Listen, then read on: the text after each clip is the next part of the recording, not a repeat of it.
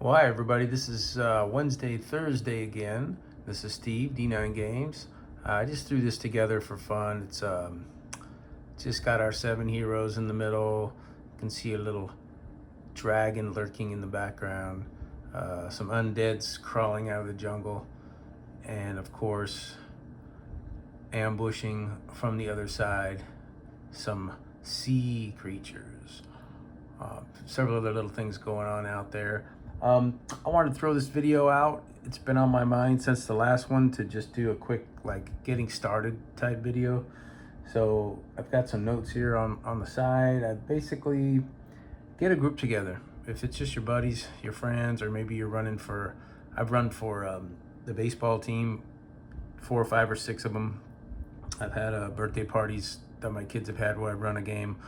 Or I've had my wife and I and her friend and her husband and whatever the case may be, just get a group together or just say, hey, let's play for a couple hours. Any TTRPG, but we're talking about Enlightened here, where we got the D9s. You can use figs, you can use tokens. You can see I have a bag of tokens over here that I usually carry to my games. Red, white, blue, and black. Just different tokens to represent different levels of health. And then I've got another bag over here with some random sizes, where the bigger size could be like a boss, and the little ones could be the minions, whatever the case may be. Don't always have to have figs and elaborate terrain, but it is fun and nice if you do. I happen to have some, influenced greatly by my buddy Jim Murphy. And so this scenario here is just for fun. I don't recommend prepping too much. I like to keep things on the fly. I threw this together, just dropped the mat and said, what's going on here? Maybe there's some rocks, some trees. There's always a dragon lurking around somewhere in case a 0 gets rolled. And then players totally lose their agency and they get picked up and dropped or eaten or whatever. What I typically do though is I'm gonna show you on this yellow pad over here. I would typically run what I call north, south, east, west when I'm prepping for an adventure. So this is what I do prior to the adventure. I'll put 3 bullet points of what's happening in the north, 3 bullet points of what's happening in the east, the west, the south, and then maybe a couple bullet points of what's happening in town or in home base. So this would be like the starting location. In our case, I usually run these things at a timber sprout. What's happening in the north? Well, it gets colder as you go north, so definitely colder. Up this way, there's like a hag. The Fomorians are somewhere in this area, so like maybe on this bullet point, I'll put Fomorian. And they might be allying with some of the Celts. And then we got a swamp over here. Hag's got some minions. What else is happening? Oh, out this way, we've got some Corrigan. They're having trouble with the undead right now. And there's also a dragon who's meddling with the Corrigan as well. One of the bigger cities, Hoden Bay in the south, and I guess there's some kind of trail between Hoden Bay and Timber Sprout. Our heroes went into the off season with plenty of pop, so it's a bit peaceful right now. Scouts have reported some orc type sightings in the north as well. So we got cold, we got orcs. Down here in Hoden Bay, I think a cult has taken over. Cult Plus has taken over the, which once was a city, is probably beaten down more to a town in Hoden Bay. And then again, the Celts and Fomorians have some dealings where representatives of this Celt leaders actually gone into Timber Sprout to ask for money, kind of a tax, as they build relations with the Fomorians. So that's put a big question mark on that. We don't know what kind of things are happening politically right there. So that's how I prep for a game right there. So when I get in, I'm saying, okay, you guys are hanging out in the tavern in Timber Sprout or wherever they are. Maybe they just finished an off season or something. And I'll say, what do you guys want to do? They'll say, well, what's going on? I go, well, the scouts have reported a few things. Orcs in the north, but they're not threatening. They're just maybe camping a little too close to Timber Sprout. Maybe somebody's gone missing out this way, and there's a hag and minions, so maybe there's something to be done there. You could have a messenger come into town regarding the taxes, and they go, hey, screw that taxes. Let's go out and talk to the Celt leaders who think they run our hamlet, but maybe not. So then they can go out that way, then go down to Hoden Bay and check out the cult activity. And then, of course, the Corrigan are in need of some help as well with the undead increasing, and then a dragon giving them a problem. So how much could they possibly need? And this is all just on the fly. You can make all this up. In fact, it's encouraged to keep it custom and made up, because as you play, you're going to ice some different things in your world. In fact, I have one here that started out just like that, and then I'll show you what I've added to it over the course of about 2 or 3 months of gameplay.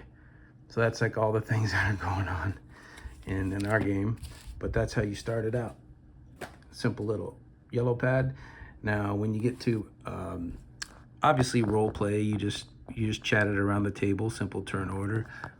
You've got exploration, where they're maybe traveling in the north, and you have everybody roll strength or a test of physical versus their target. And if they're heading into the north and it's cold, perhaps maybe in the swamp there's different kind of bugs or diseases they could catch, they're going to have to roll some kind of physical, which was in the constitution's in the family of physical.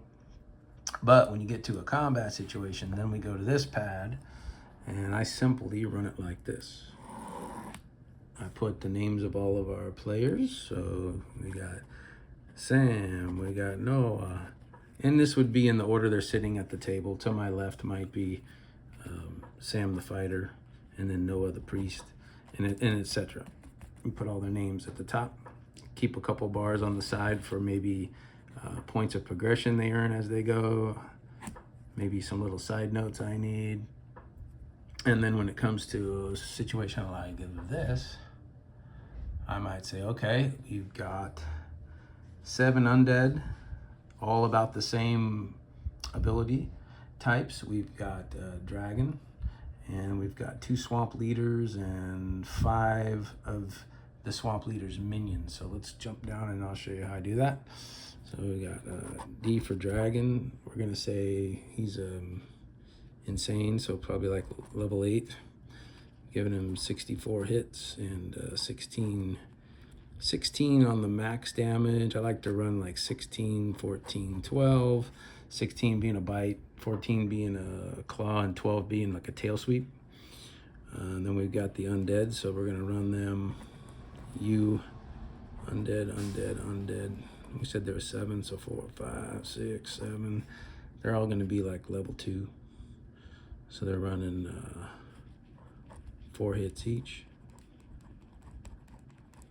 And then we can get to like any kind of specials my dragon might have.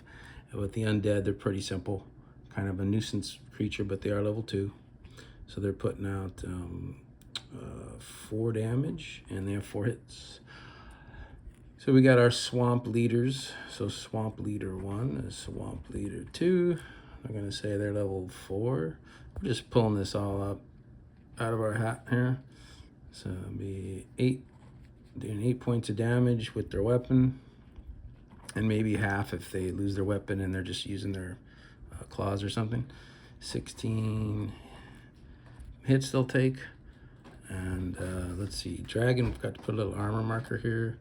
We're gonna do half. Takes half damage to all hits. Undead have no armor, and then the swamp creatures will give them 1. The leaders have 2. 2 points for the leaders, and their minions. We have 5 of them. So minion 1, 2, 3, 4, 5. They're all just going to be 1 hits. So they're doing 1 glancing blow, 1 hit, they're done, and they have no armor. All right, that's how I throw that. Sorry, that's how I throw that together. I kind of run it like that, and it's good to have your tokens on the side of the board as well. What I like to do with these, let's say we have some, we'll just take them all out. There we go. So let's say our leader gets hit. He might, where we know he has 16 hits, he gets hit for, let's say, 3. His armor absorbs 2, so maybe it was a hit of 5 minus 2 is 3. So it puts him at 13. I might run a 6 on the black die. And when he gets down to the 0, I'll switch it to the blue die. So I'll run black, blue, and then it'll be 1 point of bloody and then bones. So there they are. So probably starting with black, he gets hit enough, take him to blue, and then maybe one for when he's down to 1 or bloodied, and then some bones when he's finally killed. And there's his bones. Yep, so that's how I do that. Keep it simple, using tokens. If I didn't have the minis, I'd be pulling out these guys, using the boss for the bigger dice and the minions, like I said. But that's basically how I do it. I prep with the north, south, east, west. You can be as detailed as you want. And I run my combats like this, so you can do it all with ink and work your way down the page. You can add specials in here anywhere you want. And then it's easy to have my players, which I try to name them by their characters' names as we play, in simple turn order around the horn. So yeah, get your group together. 3 minimum is typically good. You can run for as many as you want. I think 3 and 4 is pretty good, sweet spot. Plan for like a 2-hour session. Encounters in this game are still almost an hour, probably 45 minutes if it's a big mob like this. But you know, 2 hours of gameplay. If it goes over, great. I like to stop a lot of times if I can on a kind of a cliffhanger. And then you got your 2 yellow pads if you want to run it the way I do. Mats and figs and tokens, and yeah, getting started and getting an encounter going. All right, till next time.